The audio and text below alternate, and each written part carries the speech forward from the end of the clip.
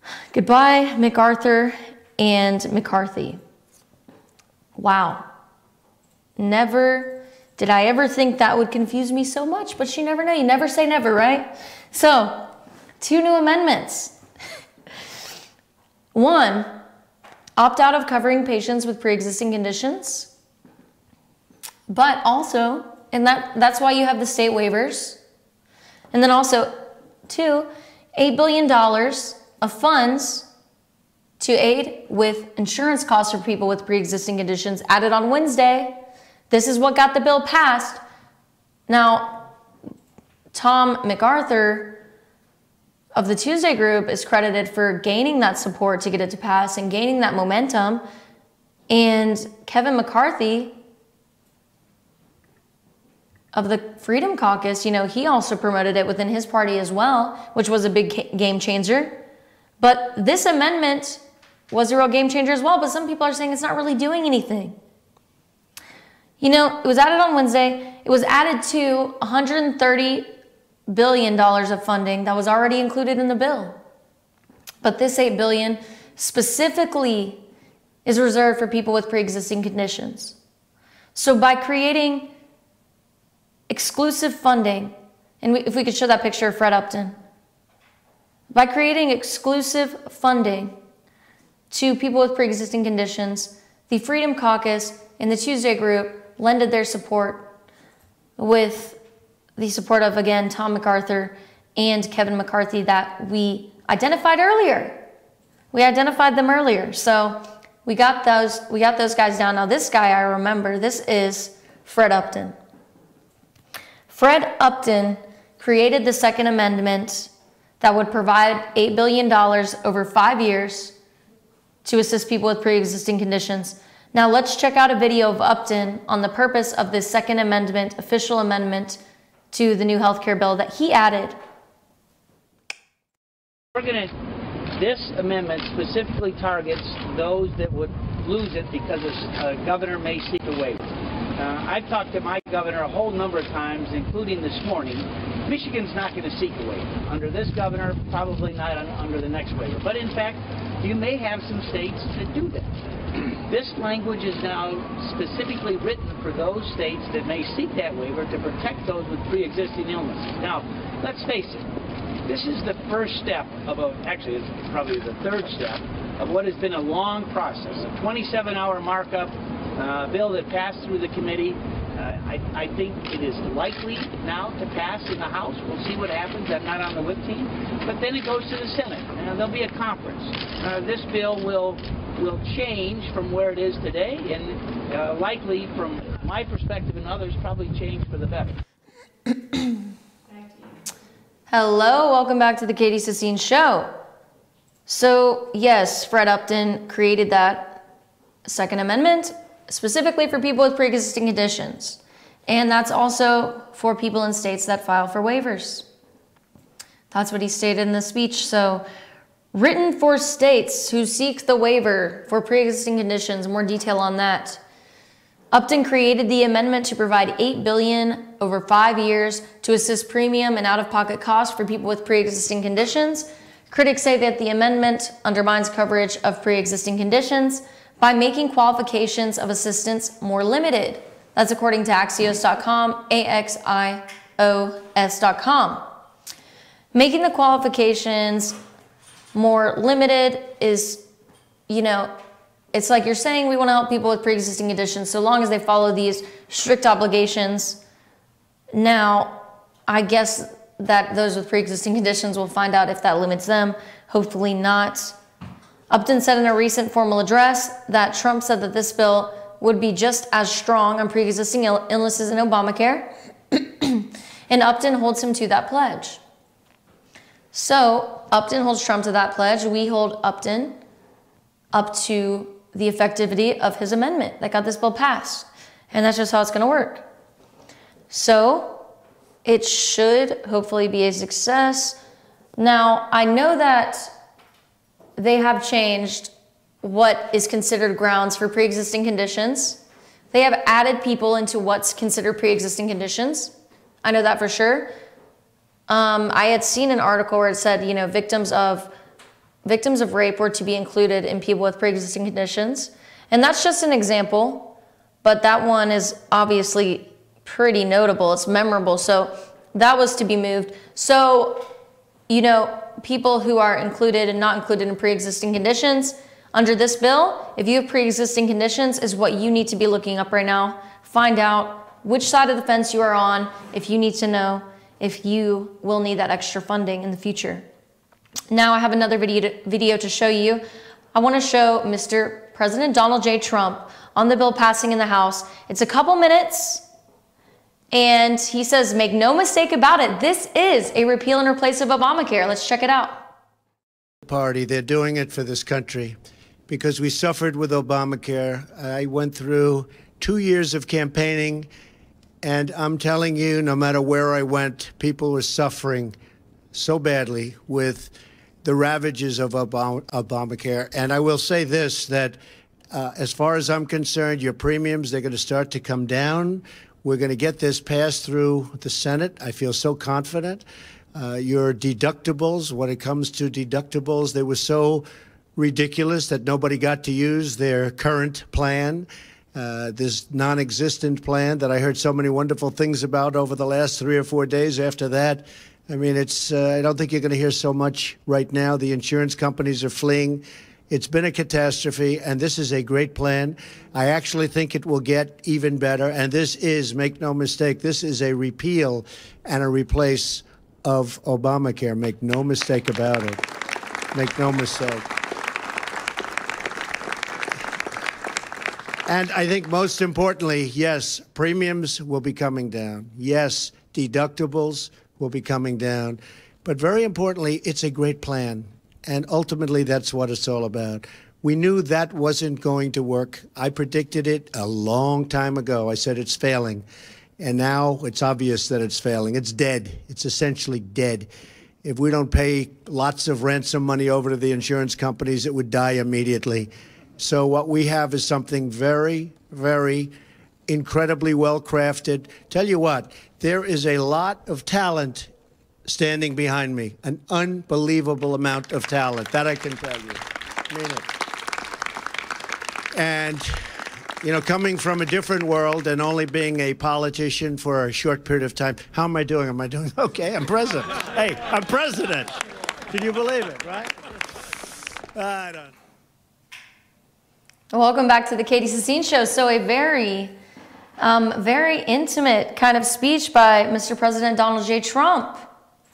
So when we get back tomorrow, we will discuss specific quotes that Mr. Trump made in that address.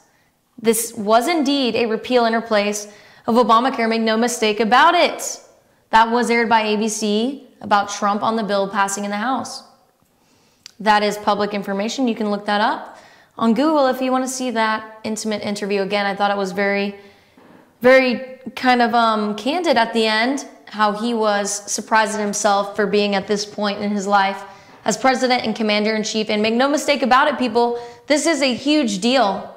This is a great, big, huge, gigantic, awesome deal for President Donald J. Trump, the king of small adjectives. Now, stay tuned into the Katie Sassine Show tomorrow. We will get back to what Trump had to say on the bill, Nancy Pelosi and her comments, and will it pass in the Senate? We don't know. Stay tuned into the Katie Sassine Show and find out.